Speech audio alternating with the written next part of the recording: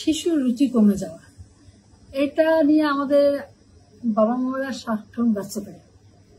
একটা হলো আসলে সত্যিকার রুচি কমে যাওয়া, আর একটা হলো শিশু খায় না। খায় না মানে মা বলে যে শিশু খায় না, শিশু রুচি নাই, শিশু খায় না, অস্থির। তাহলে কোন কথা, এটা কি সঠিক না অসঠিক? এখন হলো শিশু খায় না, এটা জেনারেলাইজ কমপ্লেইন, সব মামা, সব বাবা মা, দাদা দাদি বলবে। কিন্তু আমাকে দেখতে হবে যে শিশু যে খাচ্ছে না বলছে, আসলে শিশুর গ্রোথ কেমন।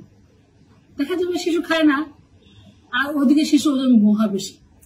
আমি এমন দেখছি 2 বছর বাচ্চার ওজন 19 কেজি, হওয়া উচিত 12 কেজি। কিন্তু সেই মা এসে বলছে আমার বাচ্চা খায় না। তো এখন মাদের এই যে কমপ্লেনটা, এটা হচ্ছে সাবজেক্টিভ, কোনো সত্যিকার কমপ্লেন না, খায় না।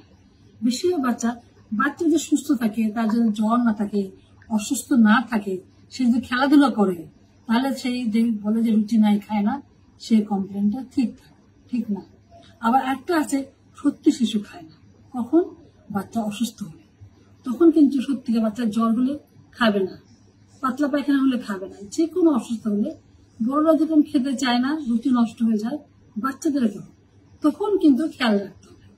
তখন যেই কারণে তার সে অসুস্থতা, সেই কারণটা চিকিৎসা করাতে হবে, এবং সেই সঠিক চিকিৎসা করে তখন তার খাওয়াটা দেখতে হবে। তাকে বারবার ঘন ঘন করে অল্প অল্প করে খাওয়াতে হবে, যেহেতু শিশু বেশি খেতে চায় না। খাওয়াটা পুষ্টিকর হতে হবে, খাওয়ার মধ্যে প্রোটিন, ভিটামিন এগুলো থাকতে হবে।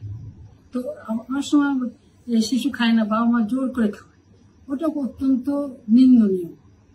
মানে মার মনে হচ্ছে এগুলো শিশুকে খেতে হবে, কিন্তু শিশুর শরীরের দরকার নাই, এরকম কিন্তু প্রায়ই আমাদের বাবা মা বুঝতে পারে না। আমরা দেখেছি যে এরকম কমপ্লেনের মধ্যে শিশু সুস্থ থাকলে বেশিরভাগ ভুল কমপ্লেন। শিশু ওজন বেশি, আবার যদি বলি আপনার বাচ্চা ওজন বেশি, তখন কিন্তু মানবে না, না আমার বাচ্চা লম্বা।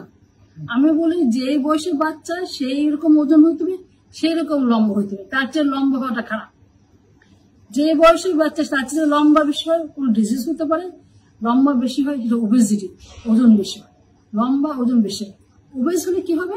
ওবেস হলে বাচ্চার বড় হলেই কিছুদিন পরেই ডায়াবেটিস আর ব্লাড প্রেশার বাড়বে, বাচ্চার হার্টটাকে বাড়বে।